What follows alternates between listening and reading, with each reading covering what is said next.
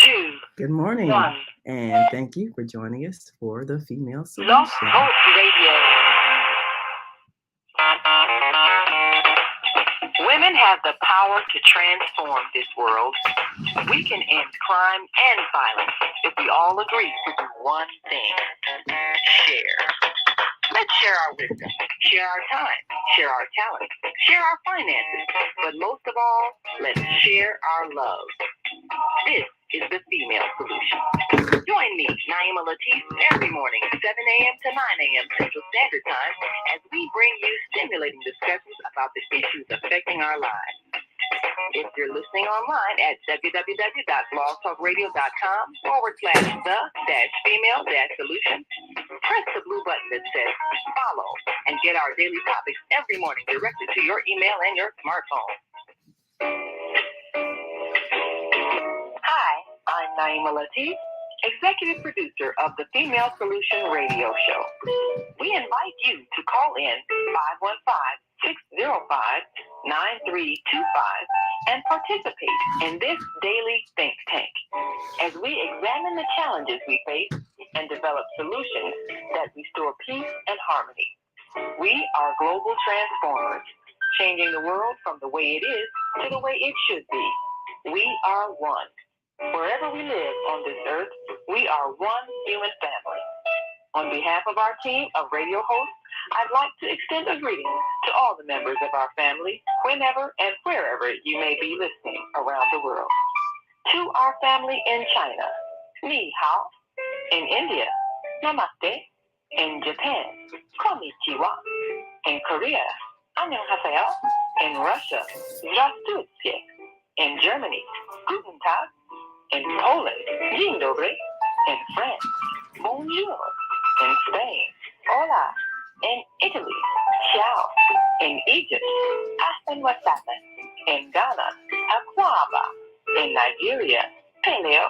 In South Africa, sawubona. In Senegal, nangade. In Kenya, jambo. In Israel, shalom.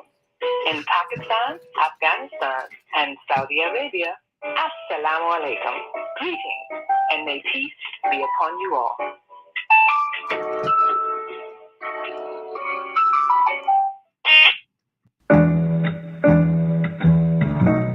The Female Solution Global Radio TV Show invites you to an invigorating conversation with our team of hosts Monday through Friday, 7 a.m. to 9 a.m. Central Time. Start your week with Monday Morning Mindfulness with Zelda Speaks. Tuesdays, Self-Cell Care with Jody Susan.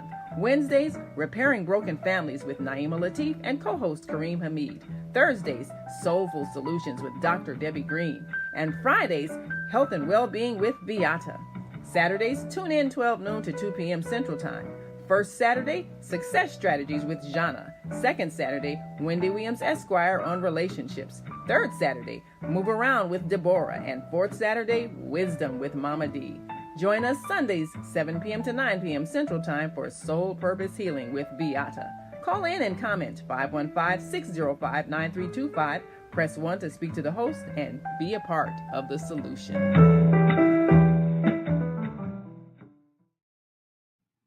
Grand Rising, and thank you all for joining us on this Wednesday morning on the Female Solution Global Radio TV Show.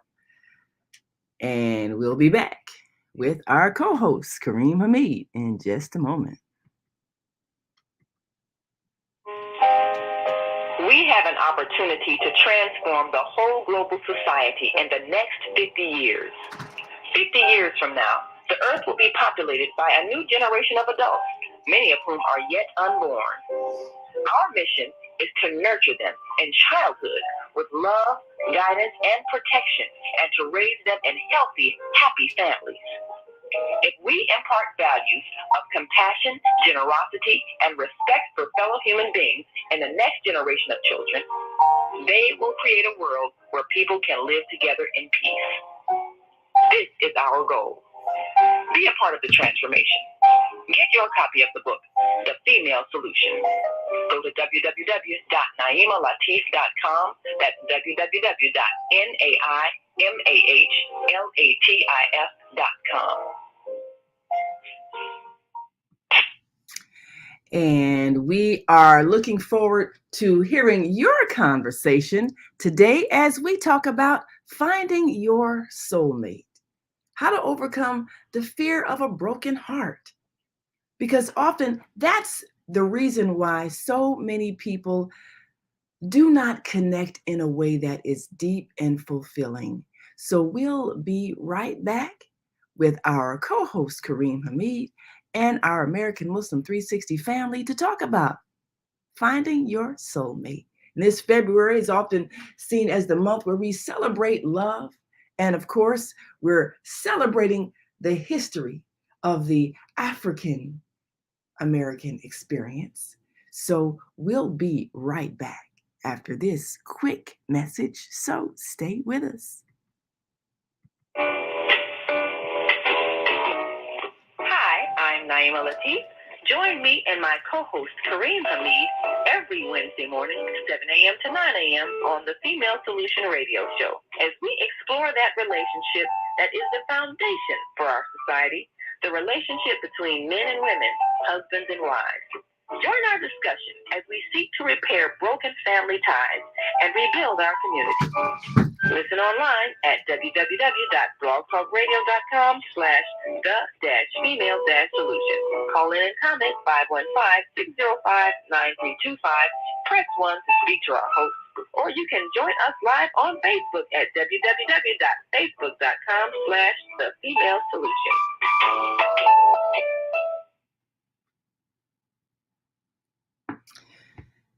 And if you are joining us live on Facebook, feel free to write in your comments and give us some insight with your experiences. And of course, our wonderful Monday morning mindfulness host, Zelda Robinson, says, Grand Rising, beautiful queen sisters. Soulmates often appear when you least expect it. And that is true. Because a soulmate is just that, someone who is drawn to your soul. And there's an unexplained attraction because we are all life force energy. That's what our soul is. And we're magnets to each other. And someone who is vibrating on your same level is attracted to you because of the harmony in your vibration. So what we attract to us is someone who reflects to us what we are. A real soulmate is something you don't have to try so hard to make happen because the attraction is natural. It comes from the soul. Many of us, because we haven't learned how to actually listen to the voice of our soul, we keep getting the wrong people in our lives. And as a result, we have experiences that are not pleasant. Many are aware that during these times, what we're seeing is a transformation of the earth itself. And what we're experiencing is the reshaping and redevelopment and remaking of all of the human experiences. They are being transformed to project their highest form of that experience. So if it's the experience of love, our love relationships are being transformed to that highest form, which is the unconditional love of the Creator. And that which we thought was love, that we've been practicing, control over others, ownership of others, rights over others, emotions and feelings and behaviors and beliefs that we should own people, control people, suppress people. None of those things are love. Those things are coming from fear. And the opposite of love is fear. because fear is the absence of trust, the belief that there's something dangerous or hurtful going to be perpetrated by that other person. So if you fear they're going to cause you emotional pain, you cannot love them. Love is total trust. And often, if we have not experienced what love feels like, we don't know how to reproduce that feeling. So this is why our childhood experiences are so critical in the creation of successful relationships later in life. When we can't trust the ones closest to us, we can't learn what love feels like. How can you trust the one who you depend on when at any moment they may cause you pain, physical pain, such as hitting, slapping, pinching, if they don't like something you did? So that form of child rearing actually creates a being who cannot trust, because you're always fearing that the one you depend on for love is going to hurt you. Saying things that make you feel bad, calling you names, stupid, fat, skinny, ugly, lazy. Things that make you feel like you're not worthy of love. So if the one you depend on for love hurts you emotionally, how do you know what love truly feels like? Because what you have to fear is the one that you need love from is going to hurt you by making you feel unlovable by the things they say or the things they do to you. Our relationships with our parents are what teach us what love feels like.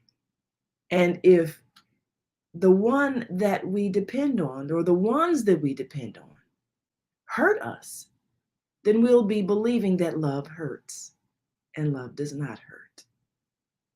So in these times of upheaval in many people's lives, what they're learning is what love is and what love isn't.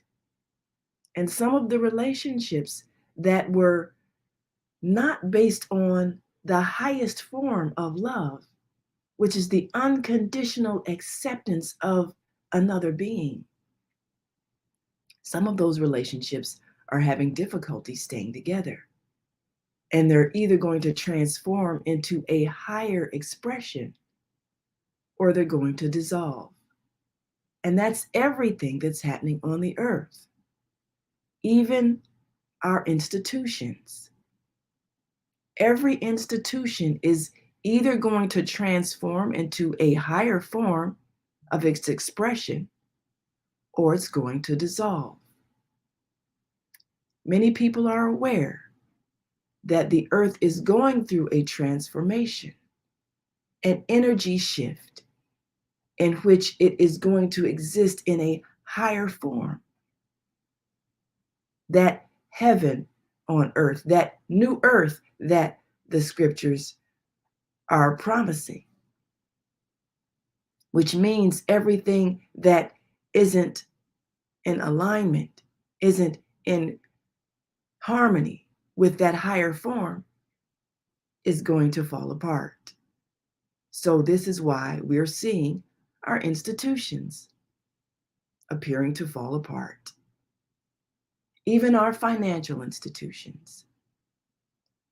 If the way we are interacting with each other in terms of our trading, our sharing, our providing for each other's needs, if it isn't based on its highest form, which is service to others, not power over others, either it's going to transform or it's going to dissolve.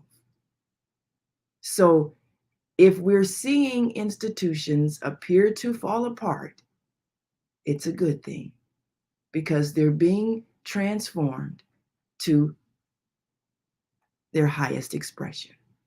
Our educational institutions, those schools that have been based on preparing children to be controlled and suppressed for the rest of their lives, rather than helping them expand their minds and express their creativity so they can give service to their fellow beings in a way that's beneficial. Institutions not based on these things are falling apart. That's why the school systems are falling apart.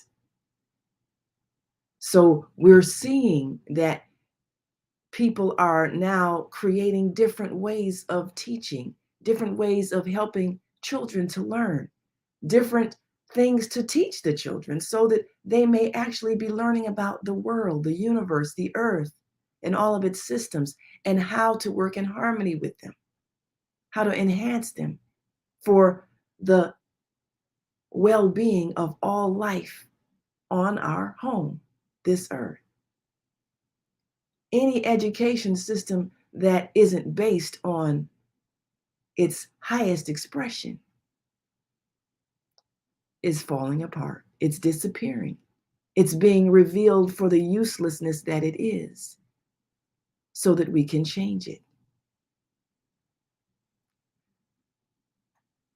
At the core of everything, what we always say is our personal relationships, our love relationships, our intimate relationships. We have struggled with relationships for eons of time. We're here to love, and we're here to enjoy love. And when we find true love, we blossom, we thrive. We're in the best of health. We're in a state of bliss. And this is what we came to experience. So those relationships that are perhaps based on fear that I can't take care of myself, so I need to have someone take care of me. Fear that someone's going to abandon me. Fear that I'm not pretty enough. Fear that I'm going to lose everything that I have. Fear that I'm not going to have the status that I want. Fear, and not the love from the soul. Those relationships are being challenged right now because we're being in close quarters with the person that we think we love. And we're being faced with ourselves and what's really on the inside of ourselves. So if we are insecure, self-hating, we're going to see that reflected in our relationships. And we're going to experience the conflict that comes from lack of self-love. What is that acronym? FLY. First, love yourself. So when our love relationships reveal to us that there's something that's been holding us together that isn't love, we're either going to transform that relationship or it's going to end. Because what we came here to do is to experience love in its highest form. Unconditional, eternal, everlasting. Doesn't mean the person is perfect. It means we have learned to accept them for what they are as they evolve into their highest self. And we've chosen to be that soulmate that will be with them during their life journey as they grow and become. We're all becoming. I love Michelle Obama's book, Becoming. It says so much. We're constantly becoming. It's a never-ending journey. And so when your soul comes here, you come to experience. And it's a wonderful thing when you find someone who's willing to share that experience with you, to be your companion on your soul's journey. And that is your soul mate. And you might have different soulmates throughout your life. One may transition and you might find another, or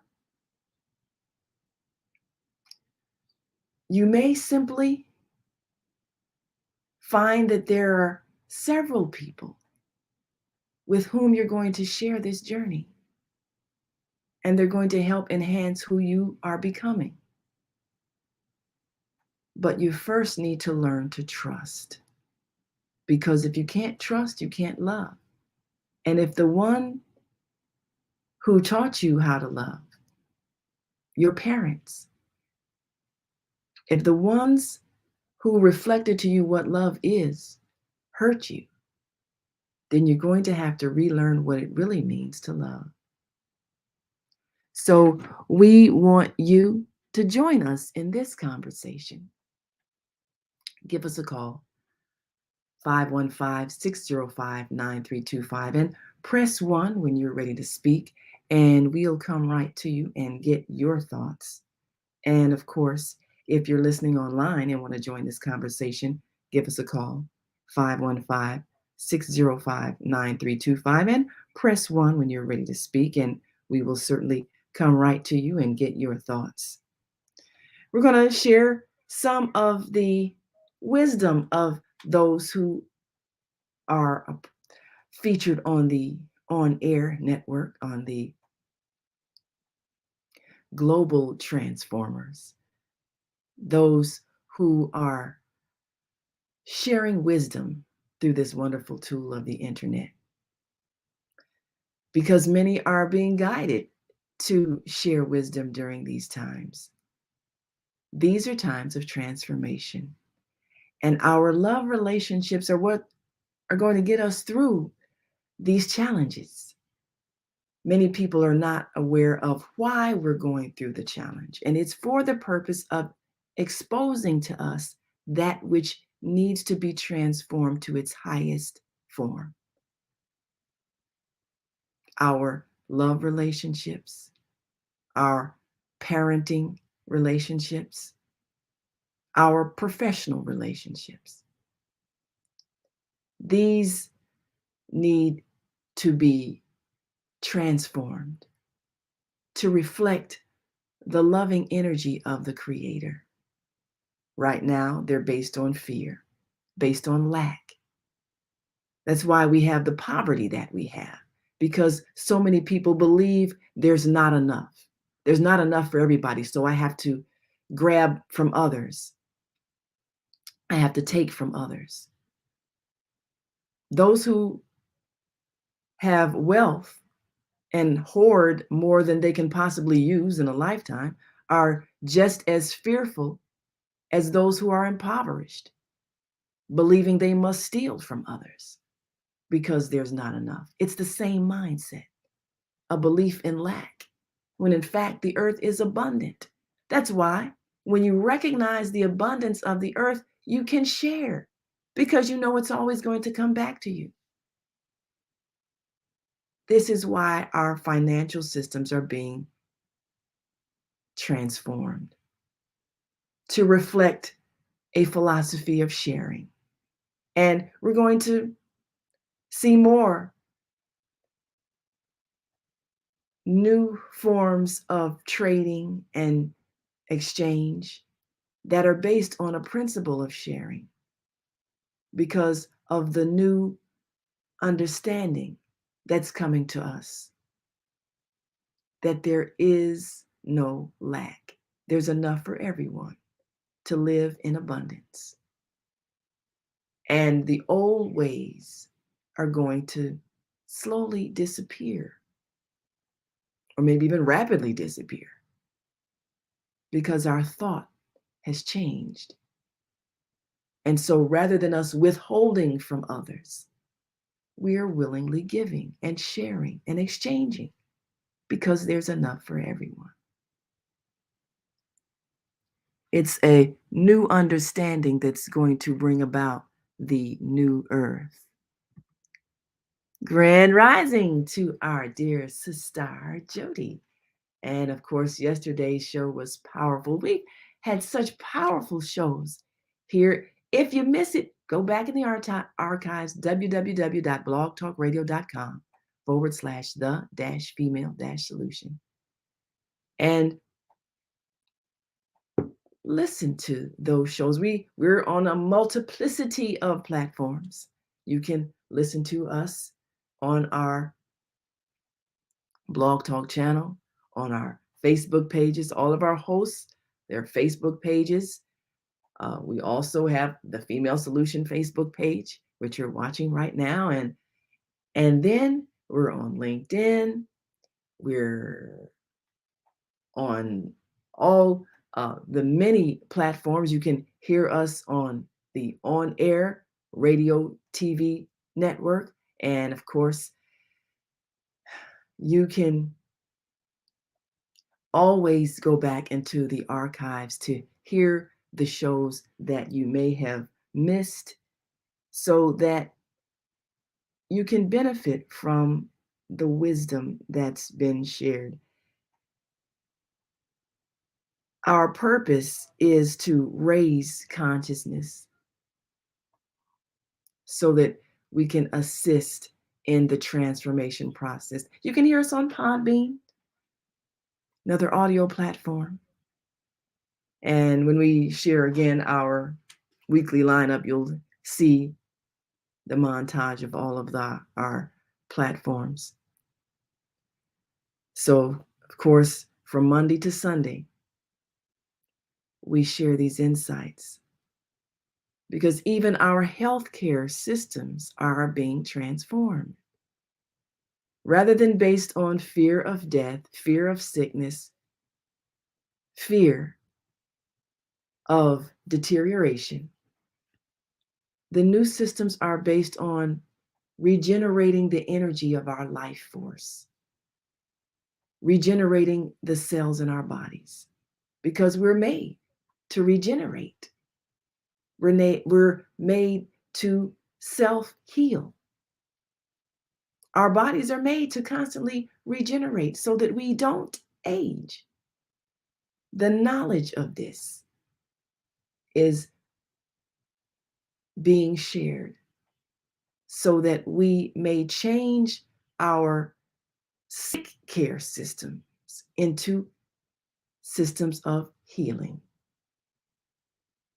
Because this is what's happening on the new earth.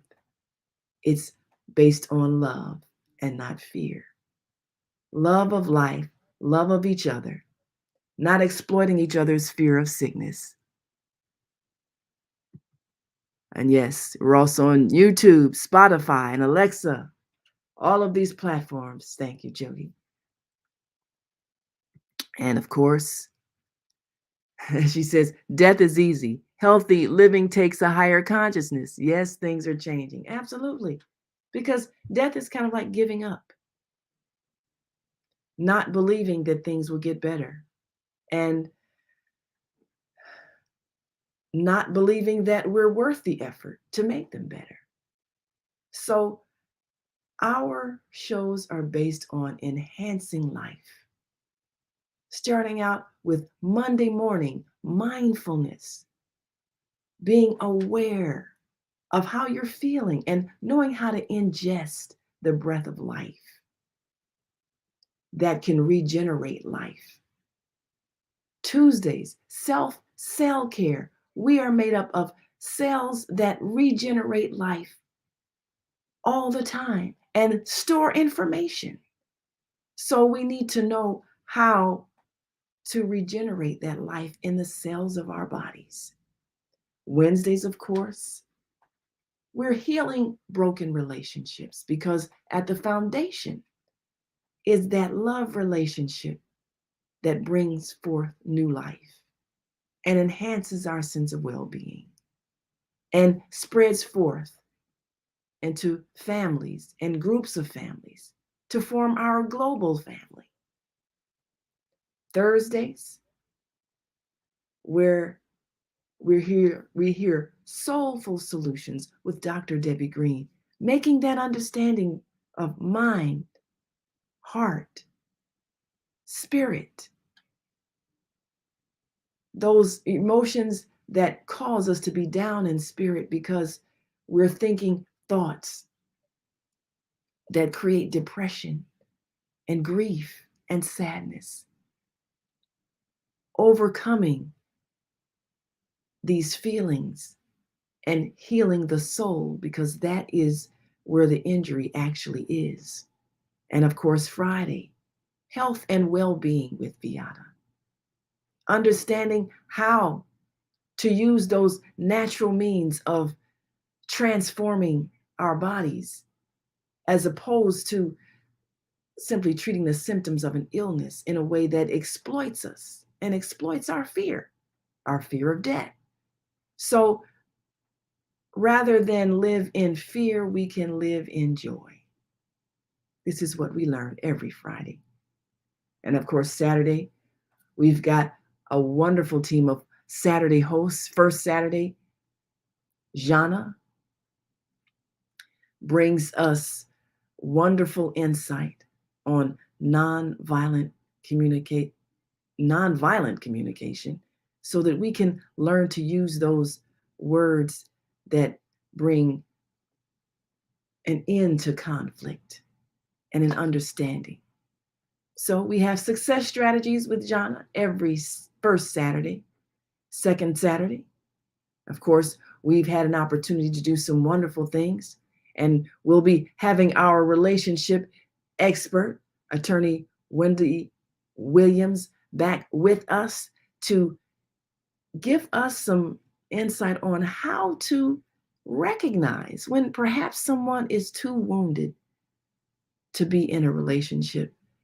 They need to heal, and they need to heal by themselves. And we need to not try to make them be in a relationship when they're not ready, so that we don't get injured from the pain that they're struggling to overcome. How to recognize those signs when someone is fit or unfit to be in a personal relationship. And her years of work as a family law attorney has given her much insight, and we look forward to her coming back. And also, of course, as she grows in her professional career, seeking to even be a judge to help those who are striving to come to a fair resolution of their relationships. She's seeking to help in the healing process in a way that is just and fair. And we appreciate her and her journey that she's sharing with us.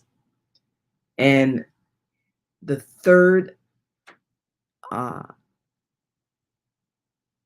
Saturday of the month, let's move around with Deborah as she takes us beyond our comfort zone and beyond our areas of familiarity so that we can travel and meet our global family and enjoy the experience of new cultures, new scenery, new food, new ways of enjoying culture and experiencing the creativity of other people and appreciating the differences. And are we ready to join our American Muslim 360 family now? Yes, we are. Well, all right. Well, we're going to take a quick break, and we're going to come back with our wonderful co-host, Kareem Hamid. And Naima, yes, you are dialing into the studio board. I don't see your number on the studio board. We were in earlier. We'll dial in now. We'll see you in a minute. I want to thank you. Yes, we thank you. Well, all right. And we're so grateful to be connected to our American Muslim 360 Blog Talk channel, which brings us a multiplicity of listeners that have been with us since 2012 when we began. We're about to enter into our 10-year celebration here on the Female Solution Global Radio TV show. And we're certainly enjoying all of you who assist in sharing your insight. And Our fourth Saturday of the month, we hear wisdom with Mama D. And she brings her wisdom as an elder, as a teacher, an educator. Wisdom, of course, standing for Women in Support of Daughters on Motherhood Preparation, because that position of mother is so critical to our emotional well-being. And so that's our quick lineup. We're going to take a quick break, come back, and again, remind you of, be sure to call in and comment, 515-605-9325, and we'll be right back. And of course, Jody reminds us that it's so important to heal broken relationships, and we can renew the cells when we heal the relationships, because the cells in our body are affected by the energy that we project from our emotions. We're all connected.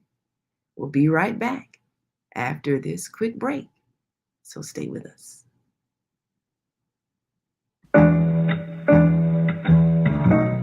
The Female Solution Global Radio TV Show invites you to an invigorating conversation with our team of hosts Monday through Friday, 7 a.m. to 9 a.m. Central Time. Start your week with Monday Morning Mindfulness with Zelda Speaks. Tuesdays, Self-Cell Care with Jody Susan.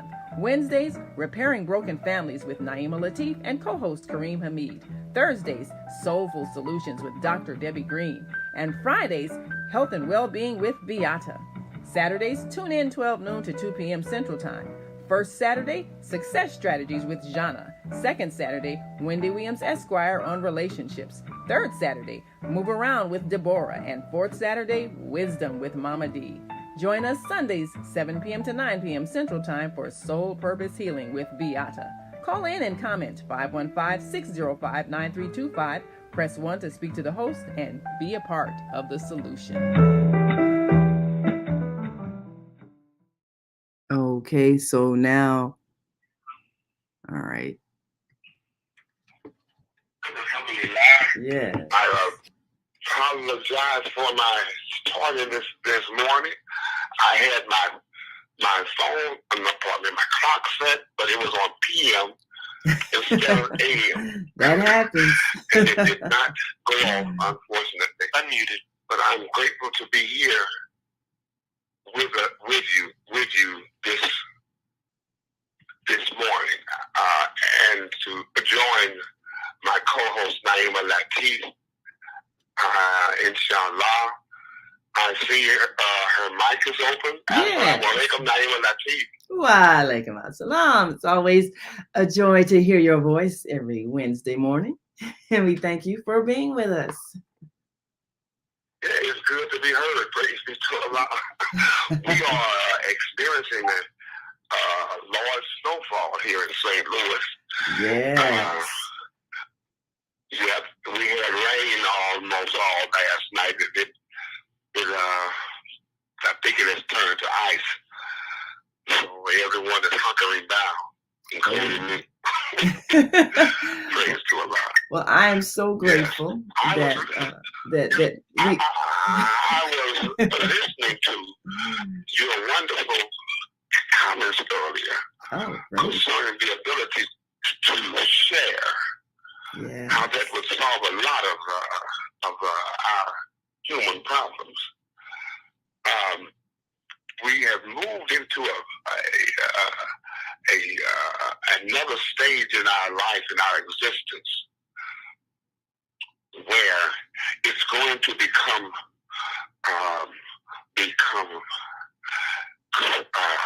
very essential that we share. Absolutely. We are in a global community now. Yes. A universal community now. And we're so interconnected, especially our global economies and other interests. What that does is that if I do something to negatively affect your economy, my economy is going to feel it because it's so interwoven. Yeah. We're so interwoven globally. So that it becomes unnecessary. It would almost be like committing financial suicide to try to wreck your economy, and we're all one global family, one global economy. Yeah. And I believe that is morphing into other areas of our life also. We're so connected that what I say can be heard what any of us say can be heard all over the world in a split second over the internet and these other social platforms. Real time, yeah. And so I believe that interconnectedness will somewhat force us to begin to share, to begin to accentuate the positive, because it will affect my life and my existence, to accentuate the negative. I'm too connected to you now, you know?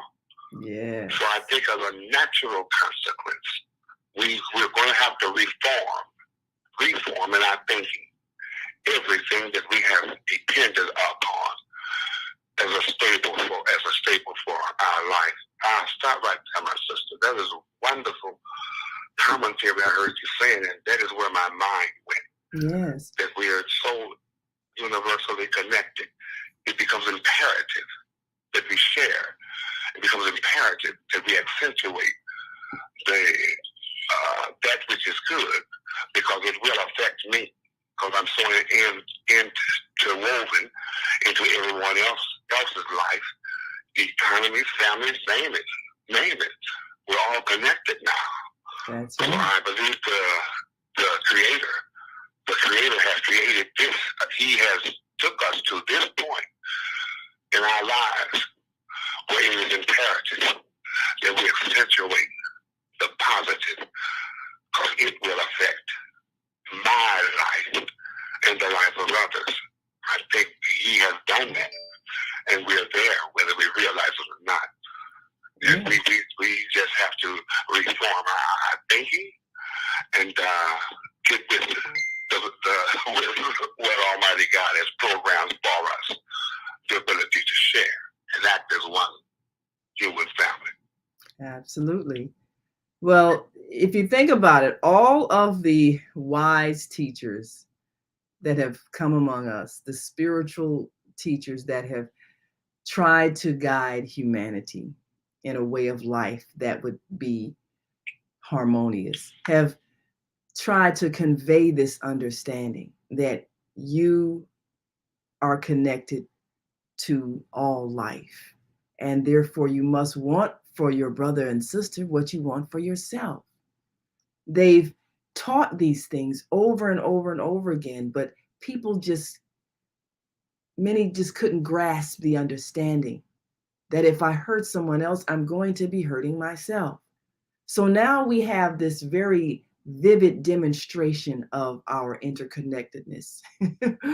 We have a virus that's being passed through the air, and now everybody is terrified that someone else is going to breathe on them and send them a virus. But what we needed was a demonstration of the reality that always existed, is that we're all connected. So I should want my neighbor to be healthy because I care about my neighbor. But now people are concerned, I don't want you to get sick because you might make me sick.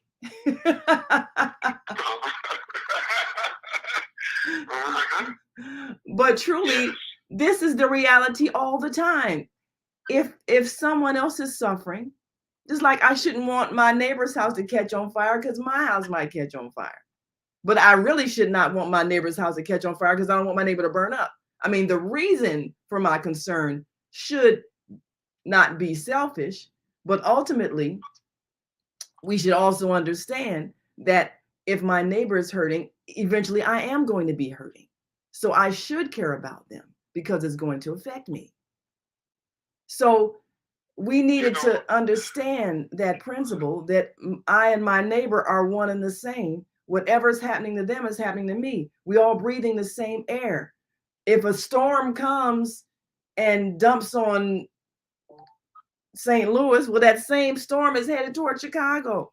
So if the people in St. Louis need some emergency assistance and the people in Chicago have some emergency trucks and salt that they could send to them, they should do that. Because when the snowstorm comes to Chicago, they're going to need to call out to some people to help them. And if the St. Louis people can't help because they're under the snow and we didn't help them, then who are we going to get to help us? So it's the same principle. We're all one. We got to care about each other. We're all going to be affected. We're all living on the same earth. So therefore, it makes no sense to hurt anybody. All these years we've been sending bombs to other places. Don't you know that the poison we're putting in that air, we're going to be breathing it the very next 24 hours? So why would we do that? And it's taking so long for us to figure it out. You can't hurt anyone without hurting yourself. So these are the times when we're learning this. God says to us, he has communicated this message to us. Over and over heaven again. and earth will come together willingly or unwillingly. Yes. Whether you see what I'm saying? He has Absolutely. created. He has designed the condition. Whether you like it or not, he's not. He's not begging us and all of that. No, you are going to do it willingly, or even if you're unwilling. You are aware. You're aware. That you're going to hurt yourself. Yes. Your heart may not be with this. Your mind may not be with this.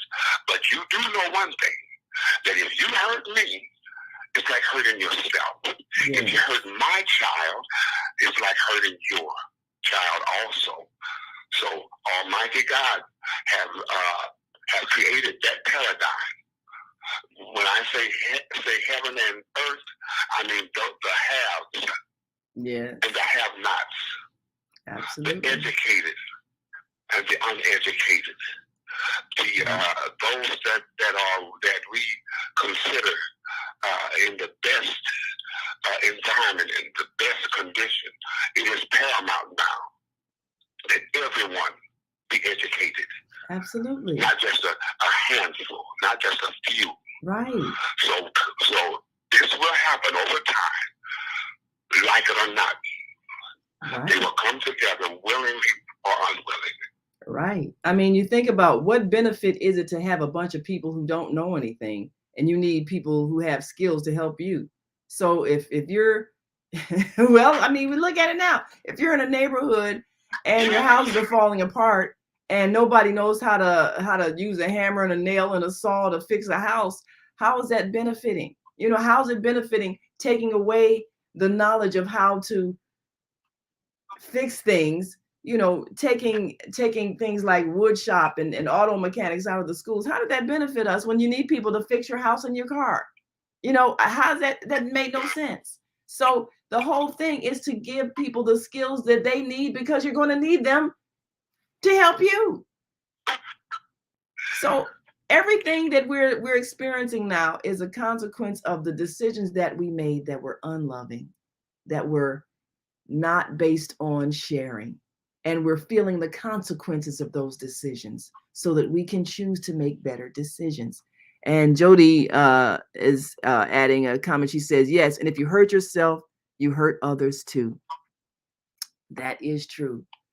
So you can't hurt anyone unless you realize you can't hurt anyone without hurting yourself.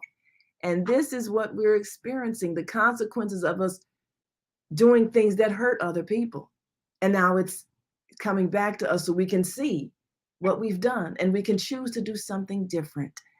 And Viata speaks as Grand Rising. Viata, yes, we've got all of our sisters of the microphone here. And you know, one of the things that and I'm very grateful to be alive in these times, one of the things that is helping us to see is the behavior of our young people. Everybody's in a state of despair.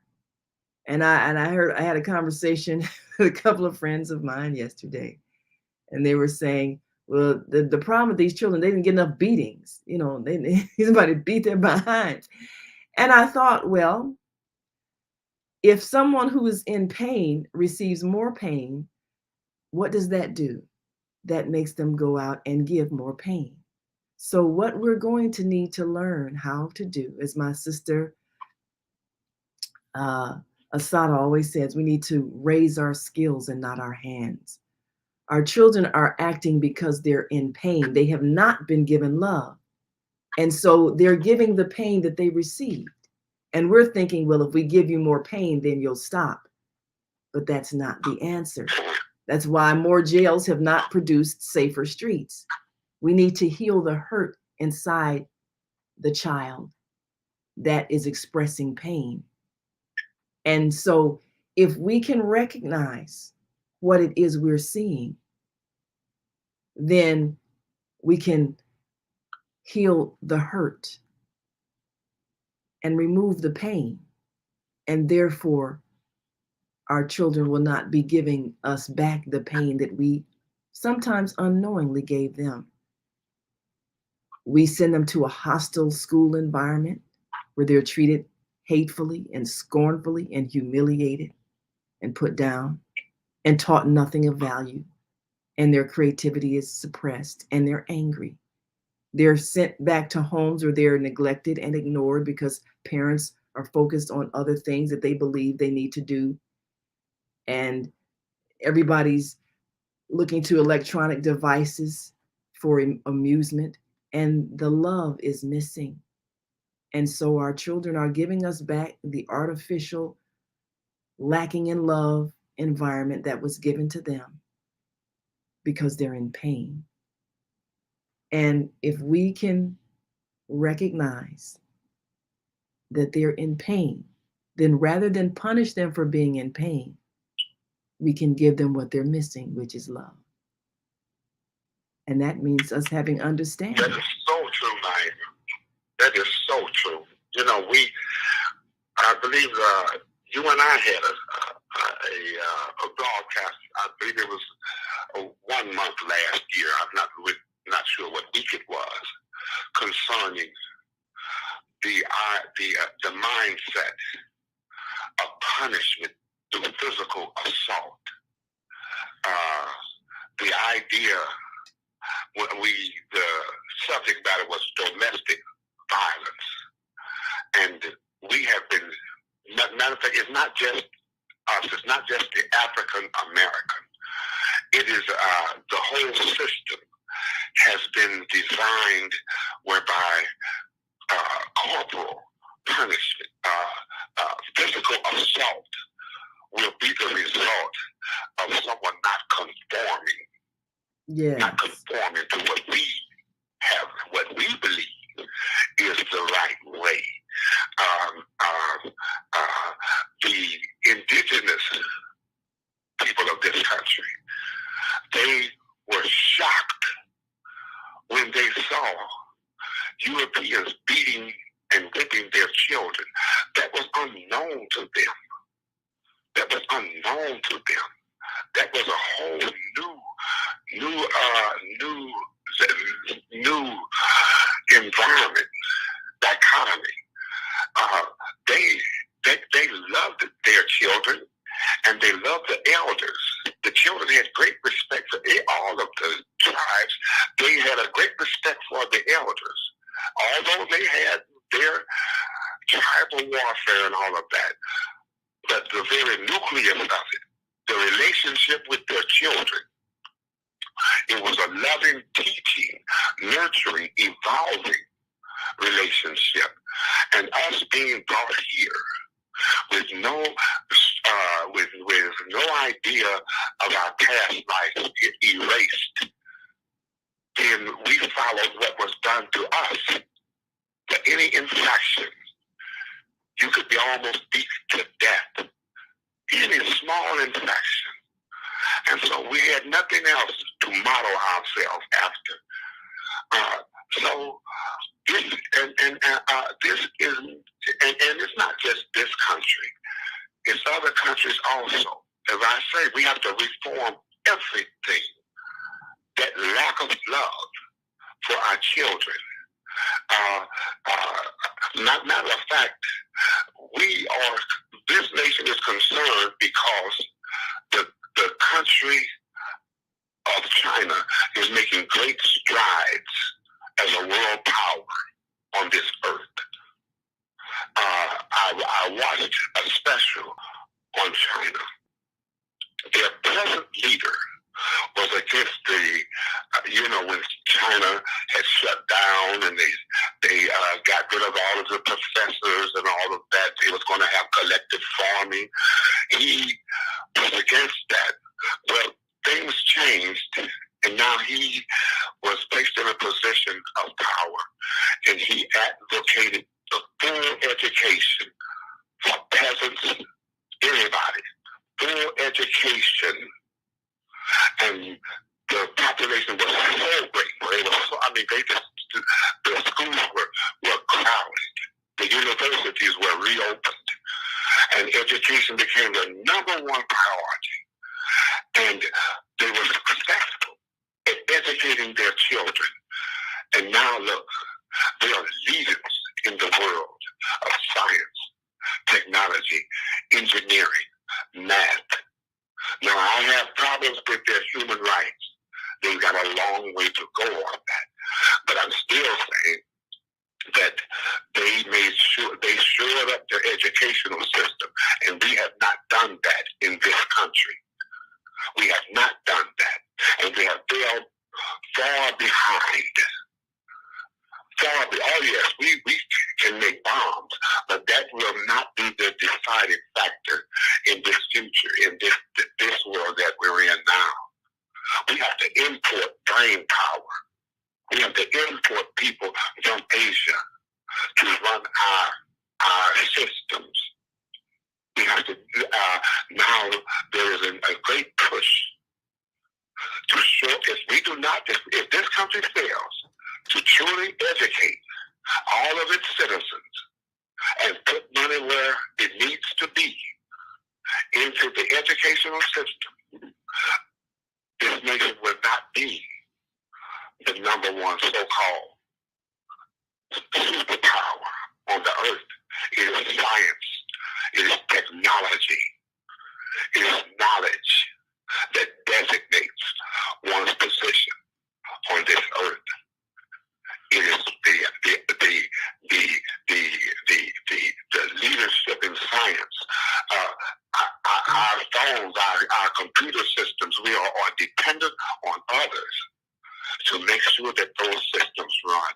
So it becomes imperative now that we look at our children differently.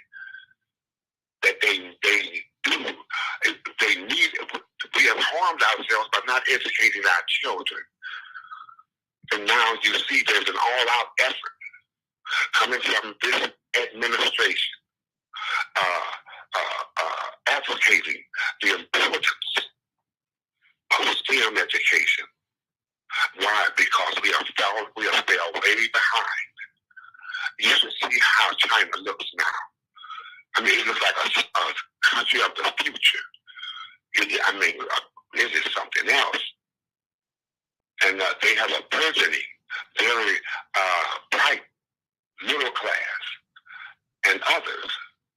So it is important that we begin to share and how we treat our children. Our children are only a reflection of how we have treated them. And we didn't know. We just followed what we saw was being done. But we know now. When you know we better, have to repair that rift. Yes. It's interesting that you made the observation about the way Europeans beat their children.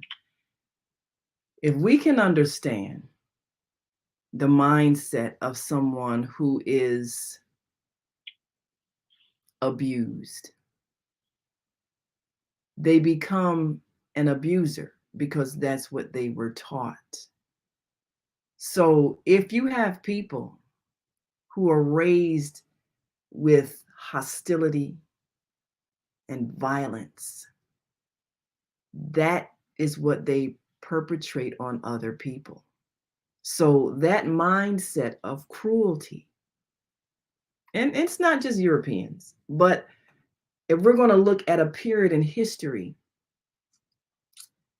after the Dark Ages, what the Middle Ages, where there was so much violence, so much warfare, so much cruelty happening in Europe. And then there was a renaissance of thought, but there also was the remnants of that cruelty, the kinds of culture where children were beaten. And when you have been raised with cruelty, you become cruel. So bringing that out of Europe into the rest of the world and encountering other people, you bring with you the culture that you have. And it's just like a child who's beat by their parents at home and bullied by bigger, stronger parents and crushed and made to feel fearful. That child then looks to other children that they can beat down, and that child becomes a bully. This is what we experienced in people coming out of Europe, raised in that kind of a culture where children are beaten. They're looking to see who they can bully, who they can beat down, who they can control. And that's the origins of all of these race-based policies of oppression of other people. It's coming out of the hearts of people who had been abused as children. And that's what they created in terms of cultures of oppression of other people. That's Now, so true, Naima. You know, when the Renaissance, the age of enlightenment, and you are so correct. In world history, that there is a period of time known as the Dark Ages. The Dark Ages. It was as if the human being had taken huge backward steps on the way of human development. And the prophet Jesus foretold that. He foretold that according to Christian scripture. It is reported that he said that there shall be 3 dark periods that will envelop the people. 3 dark periods, and he was able to make that because of the rejection of them rejecting the essence of his message. Of not just loving everyone, but also educating. Yes. Education. It was against the law. If someone came up with a principle that did not agree with the ignorant leadership, they were killed. They were thrown in prison and killed because of introducing the scientific principles. It is with the coming of the Quran that brought the age of enlightenment, that connected the human being back to science, technology, studying the creation. And from that came an explosion of science. Now they accepted the educational, academic part, but they did not fully embrace the moral side of what came with the Quran. The moral side. Spain enjoyed its best history under Muslim rule. About 500 centuries of science. Universities being opened in Cordoba, Spain.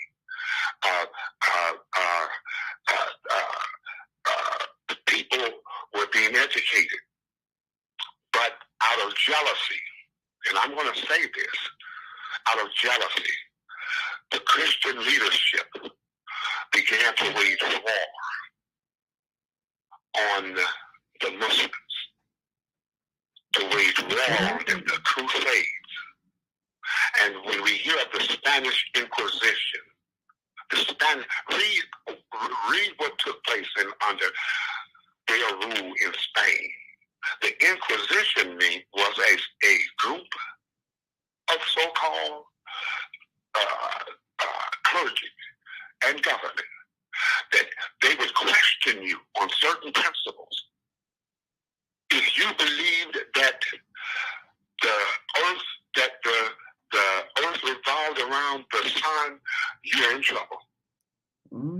You're in trouble. If you believe that the soul is created pure and clean, many great thinkers were killed. The Spanish Inquisition was cruel and brutal.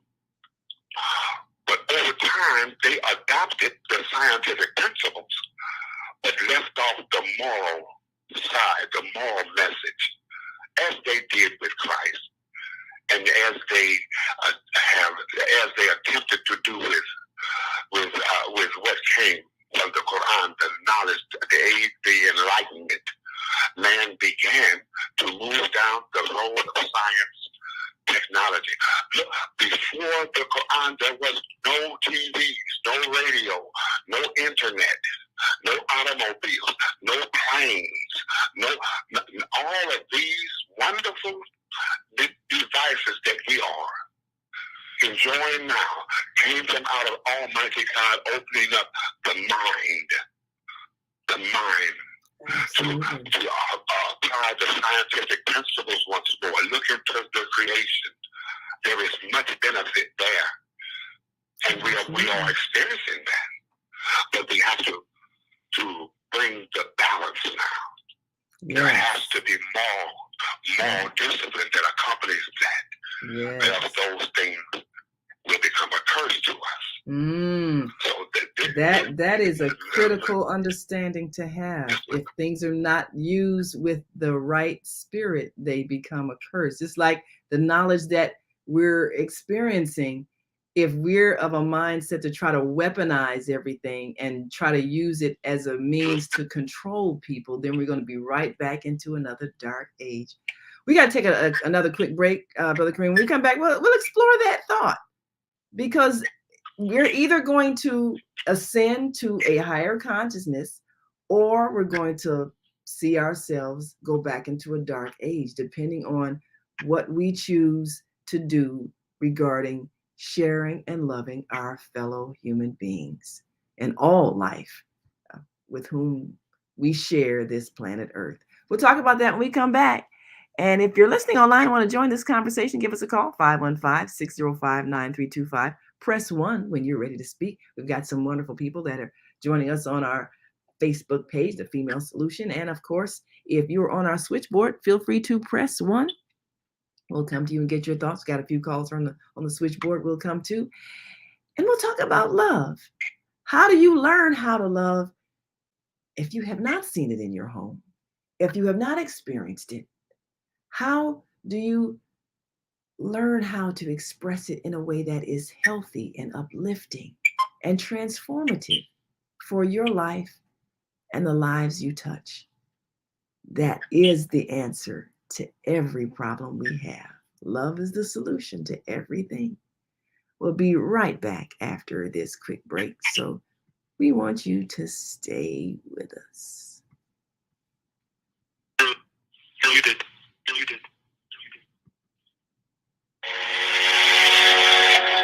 What if you could live to be 120 years old and remain active, healthy, alert, and vibrant? Our bodies are made up of cells that are constantly rejuvenating. So if we take proper care of ourselves, we can literally defy aging. Join us every Tuesday from 7 a.m. to 9 a.m. Central Standard Time to learn about self, Self-care from Susan Essentials on the Female Solution Blog Talk Radio Show. Learn how to help your body and your cells feel rejuvenated each day through proper nutrition, sleep, frequency medicine, and many unconventional methods of self-care. I'm Jody Susan. Join me and my amazing guests by calling in at 515-605-9325 and press 1 to speak. We'll help you achieve a breakthrough in your health today.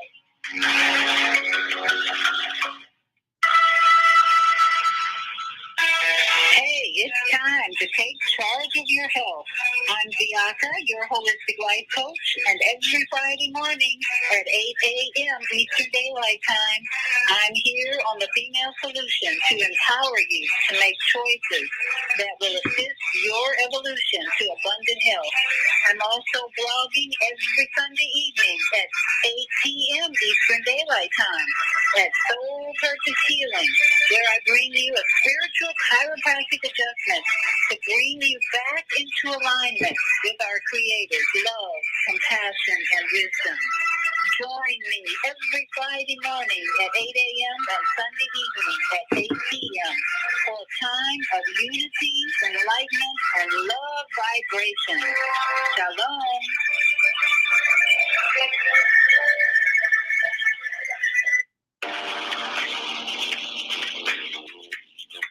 Is Monday morning a struggle to get out of bed, into the swing of things? Well, don't worry, you are not alone. Join us for thought-provoking, stimulating, and mindful conversations on higher learning with Delta Speak for your Monday morning mindfulness session on Blog Talk Radio, The Female Solution, Monday, 7:30 until 9 a.m. Be sure and send your ideas, thoughts, comments, and suggestions. Also, if you'd like to be a guest on the show, visit DeltaSpeaks.com and send us your info. We'd love to have you. Experience mindfulness moments with the mindfulness/stress relief coach, Zelda Speaks. And thanks for sharing the mindfulness moment tip of the day. Stay on purpose, stay empowered, and stay tuned to your next session of mindfulness on higher learning with Zelda Speaks. Make it a mindful day. And thanks for listening.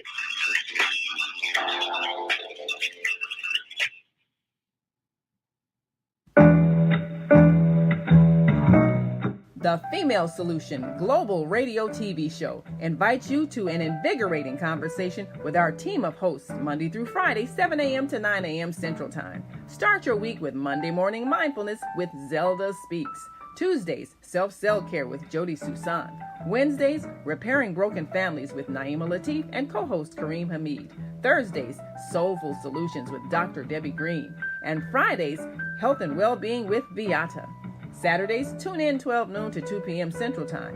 First Saturday, Success Strategies with Jana. Second Saturday, Wendy Williams Esquire on relationships. Third Saturday, Move Around with Deborah. And fourth Saturday, Wisdom with Mama D. Join us Sundays, 7 p.m. to 9 p.m. Central Time for Soul Purpose Healing with Beata. Call in and comment 515-605-9325. Press 1 to speak to the host and be a part of the solution.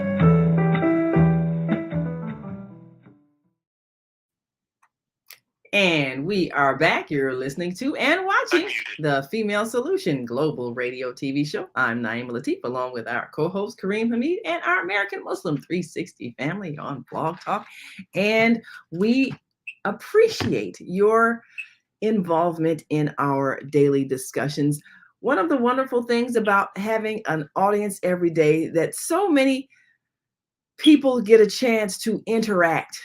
But also, you know, we've got a lot of people working from home, a lot of people with businesses and perhaps they're not able to get out and be mobile. And we provide you a platform where you can reach the people. So we're, of course, going to be sharing even more businesses and enterprises and products and services for those people who might even be first-time entrepreneurs, those who have decided, you know what, I want to change my lifestyle. I don't want to go back to that office. I'm enjoying being at home. If you're laid off, hey, I'm enjoying using my creativity. I think I want to make a living doing my crocheting or my painting or my, I got this recipe. I'm going to figure out how to market these cakes that I bake. I'm going to find a way to work from home doing what I love, serving in a way that I enjoy, and making a living. Well, we're giving you this opportunity. Of course, 7 days a week, we're here speaking to wonderful people around the world, and we're going to give those who have decided to benefit from this time of transformation by working from home and spending that time with their children while they do the thing that they love. We're going to give them an opportunity to help it pay off for them. So we'll talk more about that in the next few days. And of course, we are seeing a transformation in our global economy. It's more sharing based. We're going to share with you systems like Quick Click, where you're benefiting from other people spending.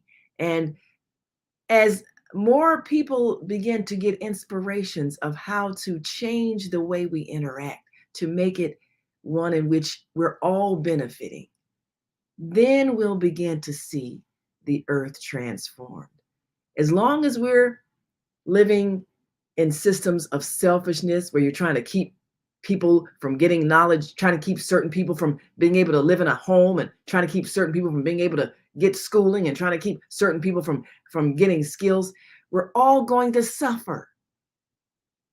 As long as we're not sharing, we're going to suffer. And that's what we're doing right now. The increase in crime and violence, it's reflecting to us that we did not share. We did not share love. We did not share opportunities. We did not share experiences of joy with those who are giving back to us the hatefulness that they experienced, so that we can understand we need to change. We don't need to lock people up that we've hurt. We need to stop hurting them. It's just that simple. When we stop hurting others, they'll stop hurting us. That's how it works. That's how all of the spiritual masters have explained it.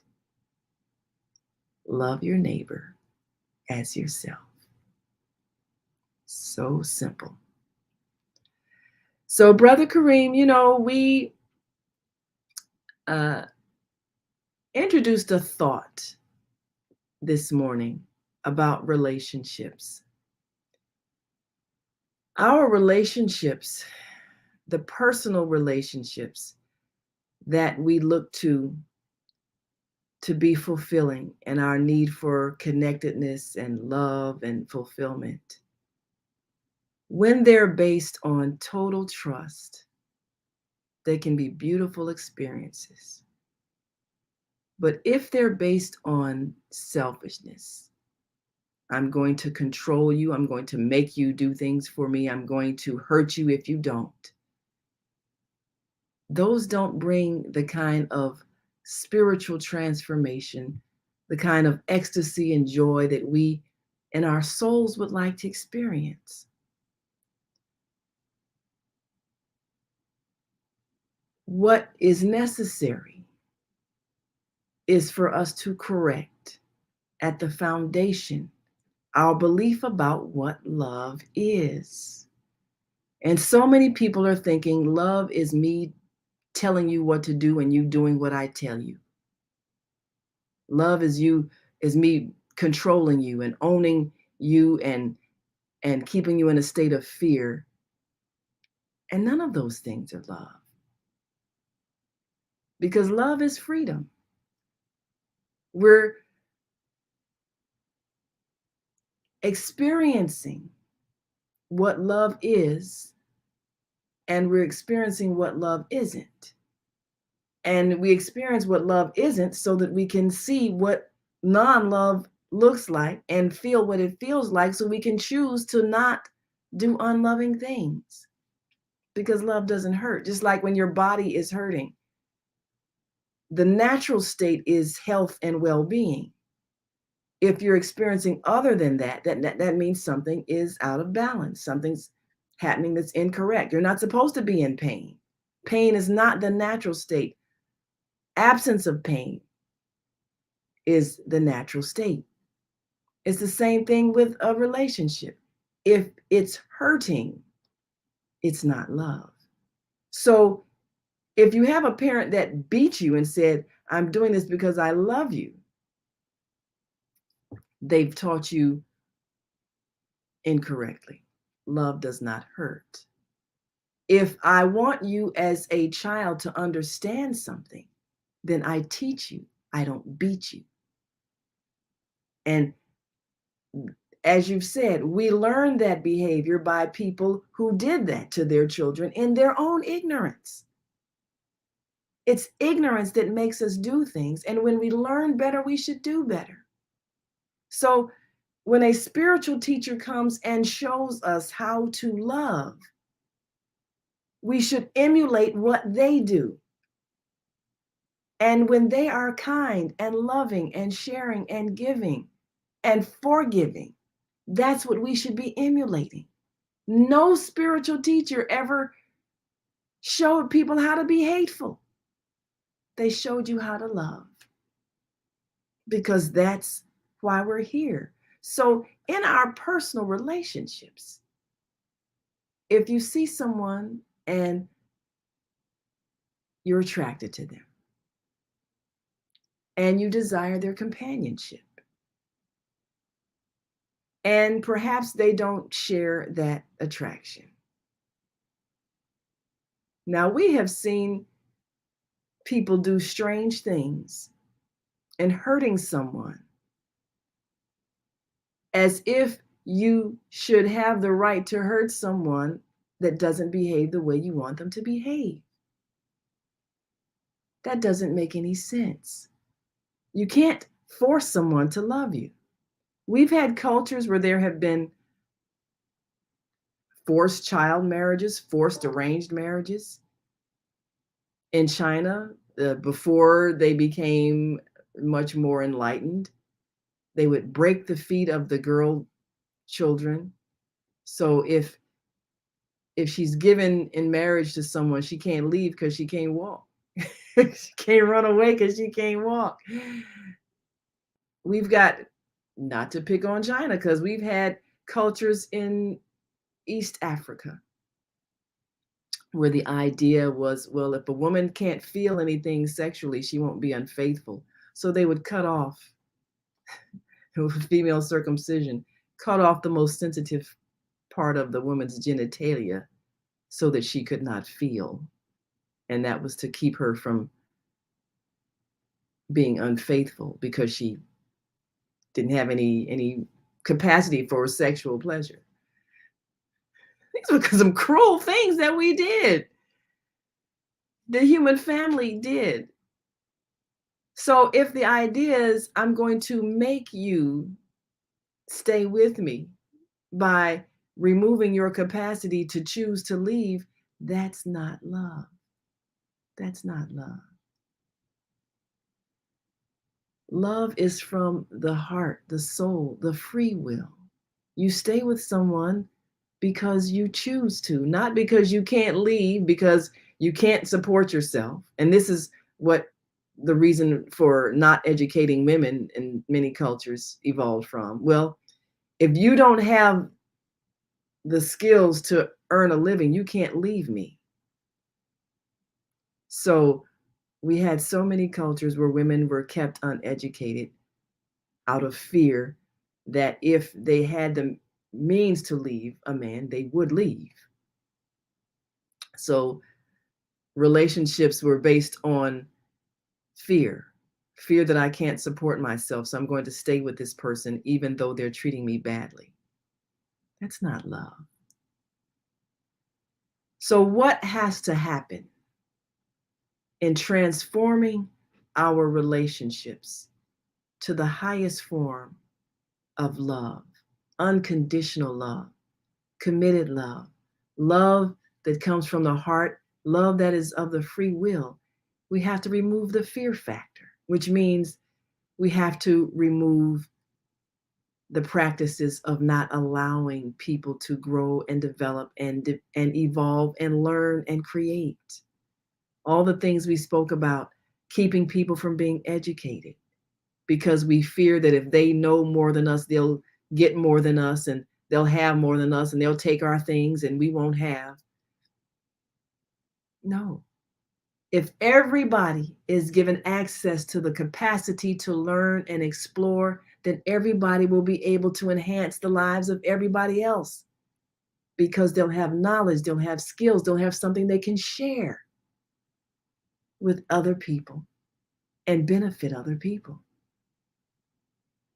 It's the same principle in relationships. You want someone who can evolve into their best self, not someone who has to stay with you because they can't afford to leave because they don't have skills. So that imbalance between male and female has been going on for so long, and it's been hurtful and not loving. You can't experience love when you're trapped in fear. Love is trust. So if I am at my best,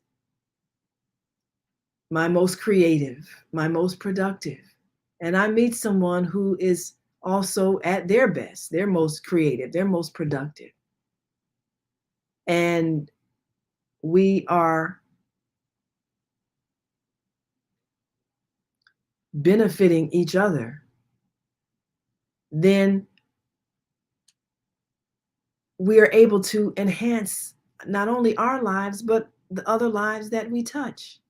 So the idea is for us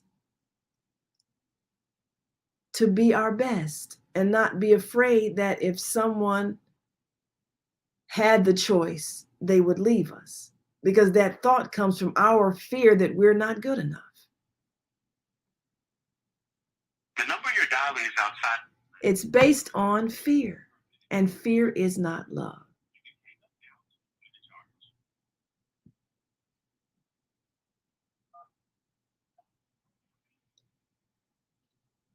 And when we can correct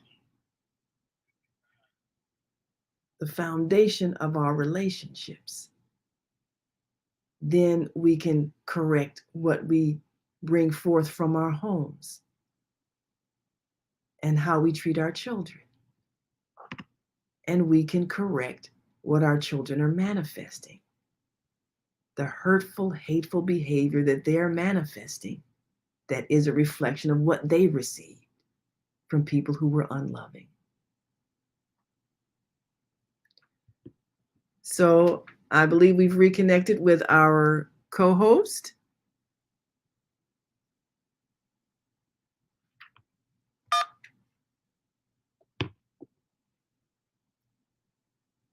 And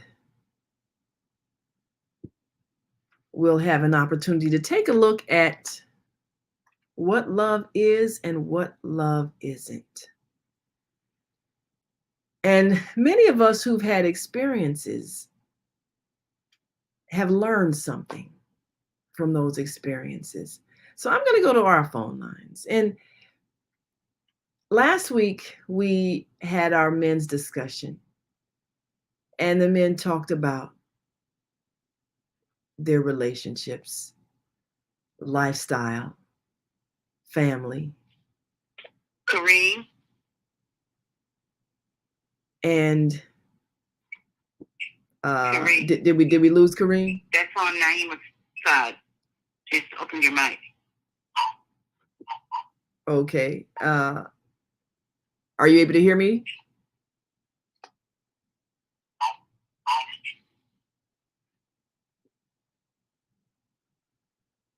Yes, we want to make sure we can hear our co-host. Well, as we work on our sound issues, we're going to take one last break, and when we come back, we'll hear from our caller 312-671. Hold on, we're coming to you next, and we're going to be right back after this quick break. So we want you to stick and stay. Don't stray away. We'll be back in a moment. Stay with us. The Female Solution Global Radio TV Show invites you to an invigorating conversation with our team of hosts Monday through Friday, 7 a.m. to 9 a.m. Central Time. Start your week with Monday Morning Mindfulness with Zelda Speaks. Tuesdays, Self-Cell Care with Jody Susan. Wednesdays, Repairing Broken Families with Naima Latif and co-host Kareem Hamid. Thursdays, Soulful Solutions with Dr. Debbie Green. And Fridays, Health and Wellbeing with Beata. Saturdays, tune in 12 noon to 2 p.m. Central Time. First Saturday, Success Strategies with Jana. Second Saturday, Wendy Williams Esquire on relationships. Third Saturday, Move Around with Deborah. And fourth Saturday, Wisdom with Mama D. Join us Sundays, 7 p.m. to 9 p.m. Central Time for Soul Purpose Healing with Beata. Call in and comment 515-605-9325. Press 1 to speak to the host and be a part of the solution. Okay. It's on Yeah. her switchboard. Are we? Can you hear me now? Go back into the live, Kareem. Are you able to hear me now? Go back live, Kareem.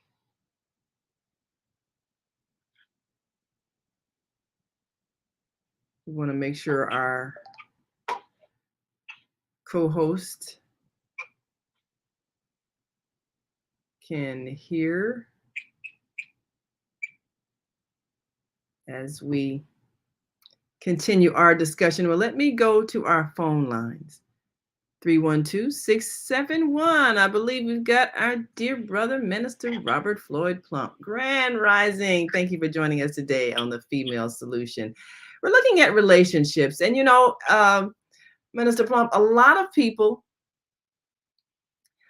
were raised during an era that really didn't teach us how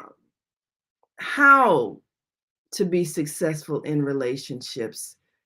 Many of us grew up in families that we had people who may have stayed together out of financial necessity. We had some people who stayed together out of fear of social ostracism or condemnation if they split. And so the next generation was more apt to get divorced, which is always very painful. But somehow we have to learn how to resolve differences and choose to stay together because we really like that person and we want to help, we want to be their companion during this life's journey, but we also have to be able to accept and forgive shortcomings that they have. That's the real key to a marriage that lasts. But Minister Plump, as an elder and one who has experienced life enough to give you wisdom, what would you say that you learned about personal relationships, and what's the best reason to select someone that you think will be a lifelong partner? Good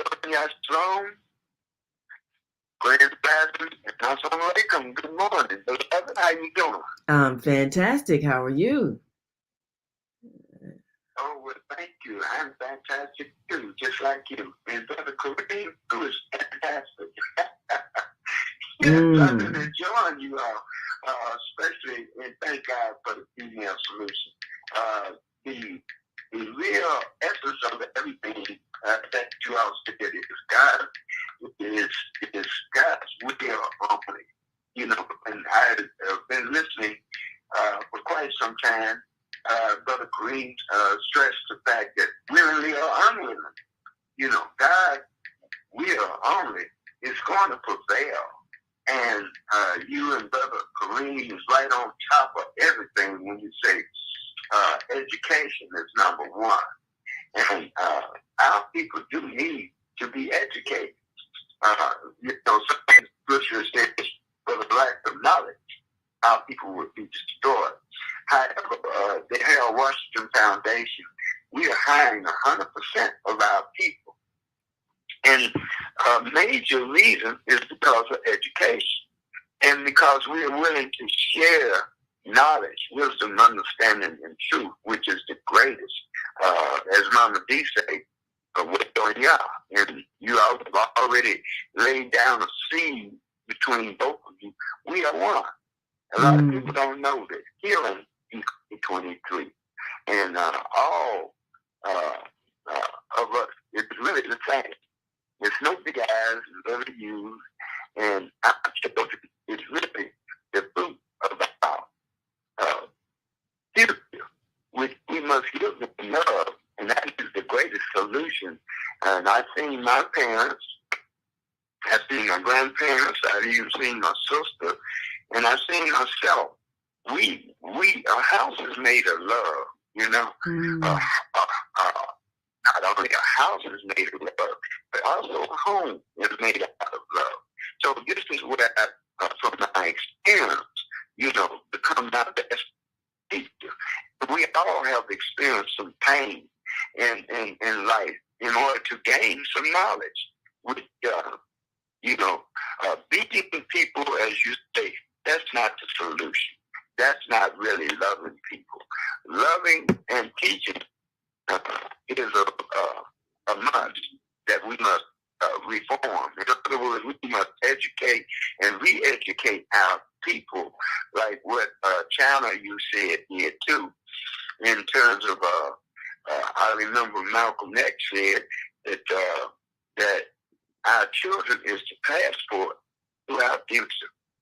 Yeah, absolutely. And I remember Mayor Hale Washington said, we must pump the whole community. So we are pumping up Chicago, America, and the world in peace, love, unity, marketing people. And we must teach people about your higher self. Your higher self is your God self.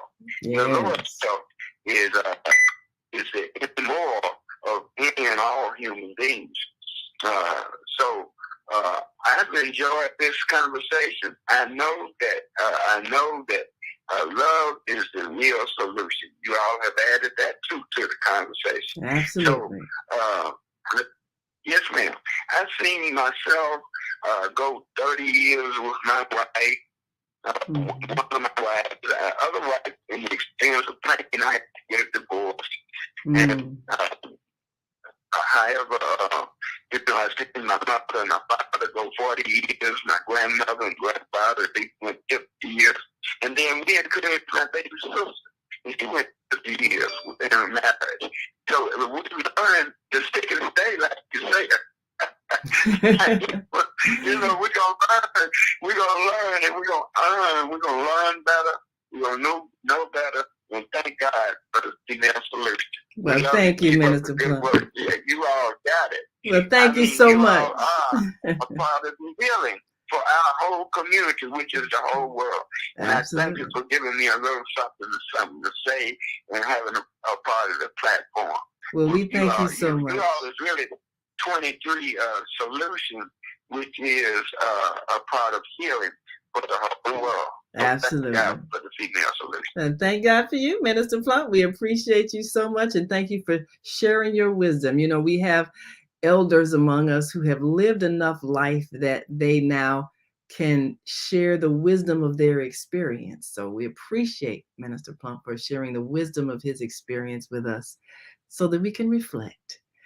Well, let's go to our sister. 773-801, Maika, Grand Rising. Thank you for joining us today on The Female Solution. Grand Rising to you. And Brother Kareem, it was nice hearing the brother and sister dialoguing this morning, even though it's a little off topic. You were dialoguing. Well, I've noticed that things. That a lot of people don't get to experience a male and a female dialoguing. Yes, so and not arguing. Brother Kareem and Sister Naima.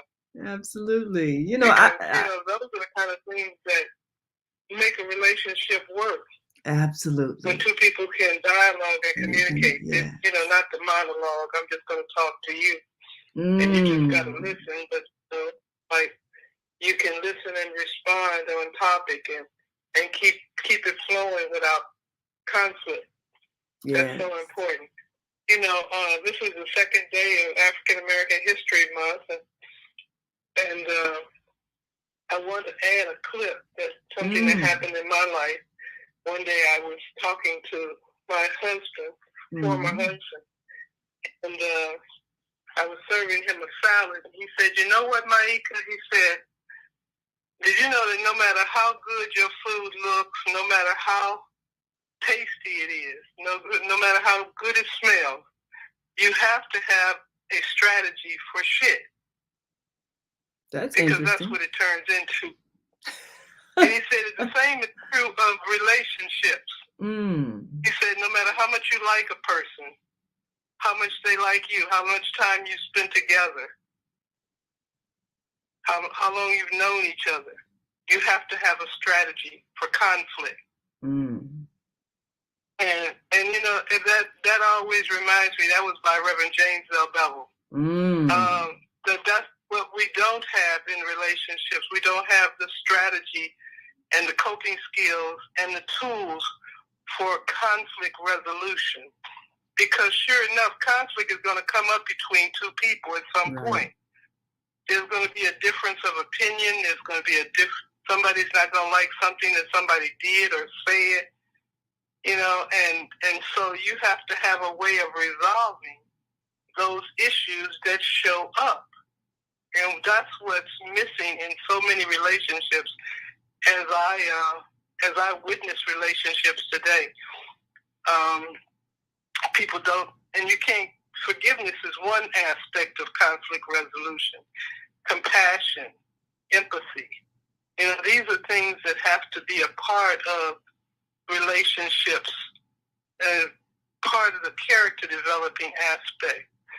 One of the things that I've noticed that is not stressed enough in relationships, modern day relationships, is that principle called loyalty.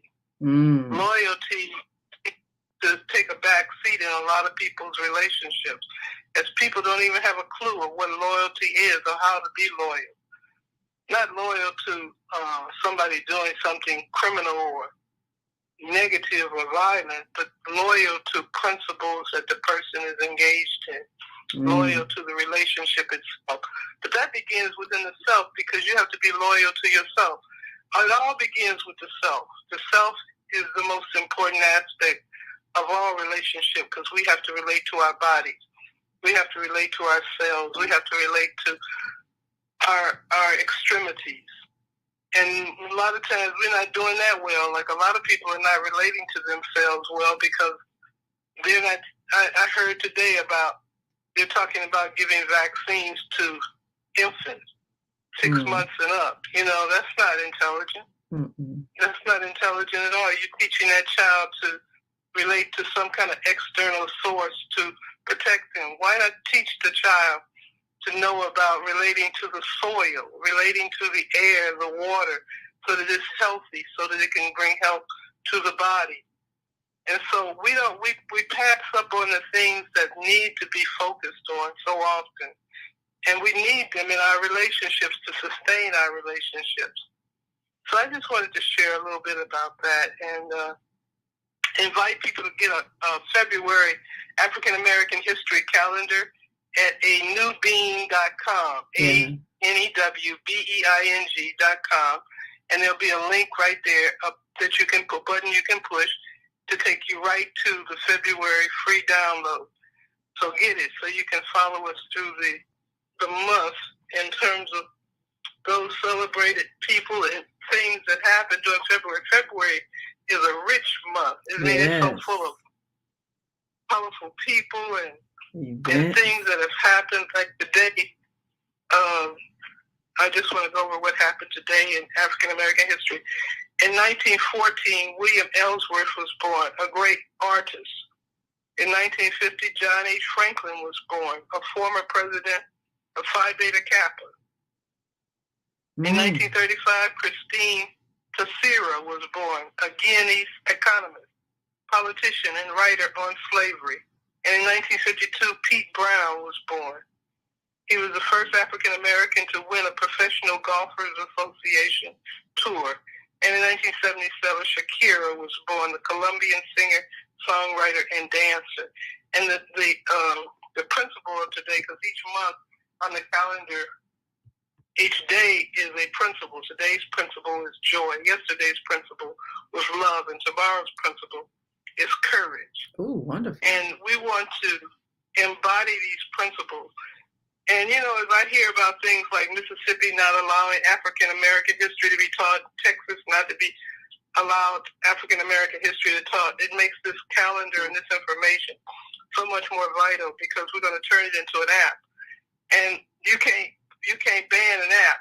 So you can get this information about the things that have happened in African-American history, and you can pass it on from generation to generation.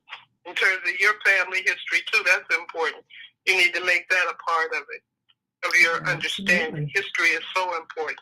Yes. So thank you so much for sharing your wisdom this morning and your dialogue. It was very inspiring.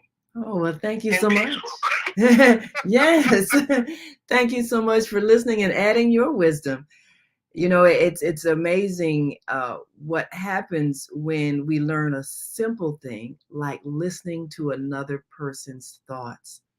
So now some things that Maika said, and I think if we think about this, we can realize where we need to transform our relationships. Whenever you have a thought that another person is not as valuable as you, then that manifests in your treatment of them and even what they have to share in terms of their thoughts. So a philosophy, even a spiritual teaching rooted in the thought that perhaps a female is of lesser value is going to create a relationship between a male and a female in which one does not respect the other's thoughts. So if the idea is a woman isn't supposed to say something that her husband doesn't like, or if she does, he can hit her, that's a very unloving thought. And it doesn't enhance the relationship, nor does it add to the spiritual growth of either party. So at the foundation has to be understanding that all beings are of equal value. Now, when you have that understanding, then how that is expressed is that both people feel comfortable expressing their thoughts, knowing that they're not going to be attacked. You might disagree, but you can choose to respect the other's point of view. Now, Brother Kareem and I, we can, and we're both very verbose. You know, we express thoughts a lot. We talk and can express our ideas, but we also can listen because we respect each other's point of view. So even if he says something that I might not totally agree, I'm not going to stop. Oh, no, you can't say that. And even if I say something he might not totally agree, he's not going to say, oh, no, you can't say that. We're going to listen to each other, express our entire thought, and listen respectfully. And even if we disagree, we would not disagree in such a way that negates the other person's right to their belief. So no one will ever hear an argument. You'll just hear a sharing of thoughts. And that's how you relate to those that you respect. So when respect is at the foundation, you can have disagreements, you can have differing opinions, but you will not have unloving behavior. So much of what... Let me add to that. You're absolutely right. That's what we demonstrate. You two demonstrated this morning in your dialogue. And, you know, that's what's needed in the classroom, male, female, who are able to work together so children can see what it looks like. Yes. Coming together, talking and interacting and working. Because if they don't see it in the home, and of course in the single family homes, they're not going to see it because there's no male or there's no female there. Right. You so need to see the interaction. In the schools. That's true. And when you have schools where all you have is females, and then you have homes where all you have is females, and the only males that ever come in are law enforcement coming in with hostility, how will a child learn the harmonious relationship between male and female? So since they haven't seen it, they don't know how to create it. And all they're doing is Yeah, no responding. model. Absolutely. They're responding to the hostility that they have received in way of attempts to control them, but no one's listening to them. So it's the same thing. Right. If I don't value you, then I don't listen to how you feel and how you think. I just beat you down and tell you what you can't do. So when a child comes into this world, and you've said this often, the act of creation, that the act of intimacy that opens the gateway to the child, when that is done in a loving environment, a loving relationship where you value the other person, then when the child is born into a welcome environment that says, we value you. Now we're going to lovingly guide you in your growth and always encourage you and reinforce the idea that you matter. Your feelings matter. So when a child is raised in that environment, yes. So when a child is raised in that environment, they're not going to go out and hurt others because they have not been hurt. They're not going to give pain unless pain was given to them. When we see children and somebody, was it yesterday, some crazy thing, some 11-year-old child stole a car and shot at somebody. It's crazy. And people are all angry and upset. But we have to look at our collective society in creating a child who has inside of them a disregard for the lives of others because someone disregarded them. Now, people looking at that says, well, no, what they need is more beatings. No, they probably had beatings. That's why they're doing what they're doing. If not physical beatings, emotional beatings. Just because you don't hit a child doesn't mean you haven't hit them emotionally. So when we don't give a child access to creative expression, to obtaining knowledge in an environment that is loving and encouraging, instead we want to send them to prison-like schools where they're forced to memorize useless information and then humiliated when they don't remember it and threatened that they're going to be nothing in life. That's a horrible atmosphere. And no, they don't want that. That's why they're rebelling. That's why they're dropping out. It's hurtful. It's unloving. It's not education. It's forced indoctrination, and it's hurtful. So they're responding to all these hurtful environments. Home is hurtful. School is hurtful. The streets are hurtful. All they have is pain. Where is the love? So they're giving us what we have given to them so we can look at ourselves and say, what are we doing to our children? Why are they so full of anger and hatred? Why are they hurting people? How did we hurt them? We need to see it. We gave them violence for entertainment. So they could get some type of stimulation from what? Seeing people get beaten and blown up and shot? And this is what we've given them to entertain them? Because we didn't want to spend time with them, talking to them, taking them out in the woods where they can watch the deer and the rabbits and watch the sunrise and see the leaves fall and change color and be in awe of the Creator's beauty and wonder. We didn't want to do that. We wanted to sit them in front of a screen so they can watch violence and be entertained. And now we're wondering why they're giving it back to us. You're so right. Absolutely. That's exactly what's happening. Because that's the model that we gave them. We didn't give them the model of communication, sharing, loving, being kind and gentle to one another, being comfortable in our own skins. We didn't give them that. We gave them anxiety and fear and sadness and hurt, pain. So that's all they know to express. Right. And so we have to change.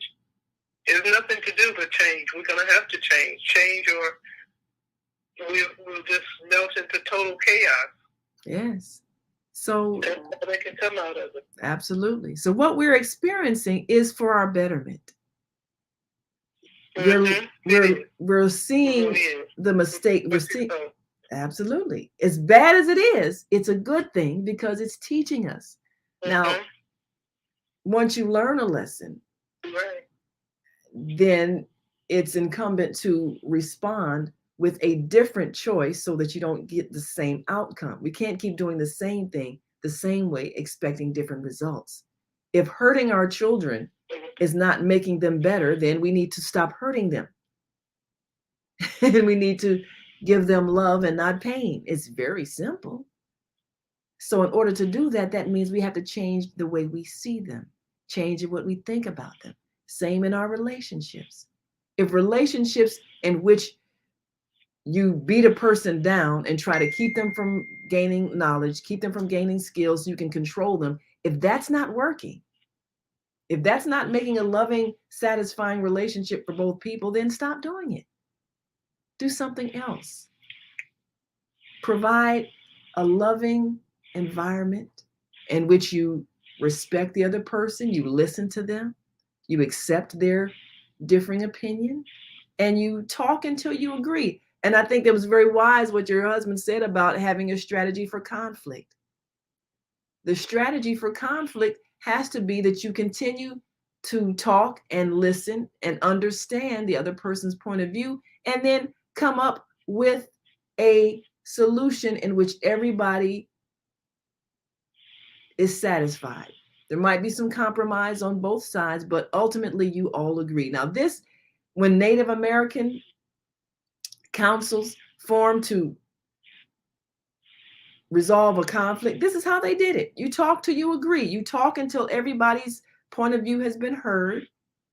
And then you consider what's the best way to do this so that everybody gets what they need, and it's fair, and it takes into account everybody's feelings, because everybody matters. That's the way that you solve differences. When Benjamin Franklin went to visit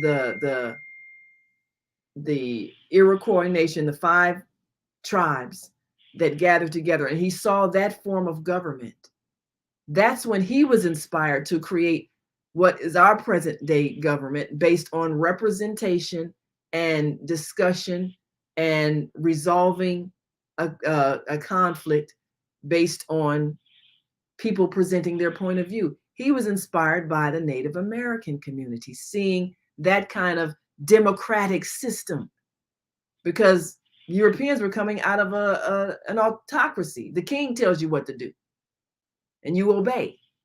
So the idea came from a people who were practicing this, a system based on respect for all, and it included men and women, because anything that pushes one gender down is not going to work. It's not going to be sustainable, because it's not based on love. It's not based on equality. It's not based on mutual respect. So what we're going to have to evolve into is a higher form of everything we're doing. And this is the new earth that's emerging. So whatever we're seeing now is to teach us where we need to change.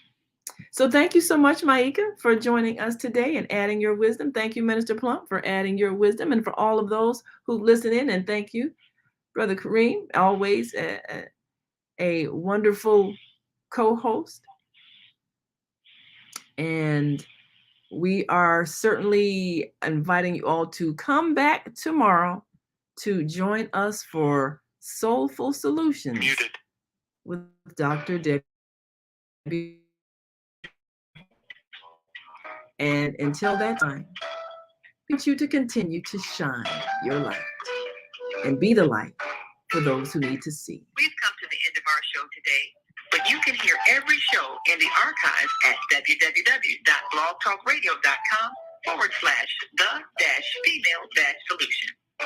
You can also hear today's show on the Female Solution Facebook page. Go to www.facebook.com/the-female-solution. Leave your comments about today's show. You can always reach me on my website at www.naimalatif.com. That's www.naimalatif.com. Watch our TV shows, listen to our radio shows, Order our book and be sure to get your copy of the book, The Female Solution. On behalf of our team of radio hosts, I'd like to thank all of you who participated in today's discussion. And to our global family listening from all around the world, we say thank you. To our family in China, Sheshe, India, Zanyama. So I'll tell them thank you for listening to Blog Talk Radio. Korea, goodbye. 감사합니다. Russia, spasiba. Germany, danke. Poland, dziękuję. France, merci. Spain, gracias. Italy, grazie. Egypt, shukran. Ghana, nadasi. Nigeria, eshe. South Africa, Nyabonga. Senegal, Geret. Kenya, Asante. Israel, Toda. Pakistan, Shukriya. Afghanistan, Tashakur. Saudi Arabia, Shukran. Assalamu alaikum wa rahmatullahi wa barakatuh. Thank you. And may peace be upon you and the mercy of God and God's blessings.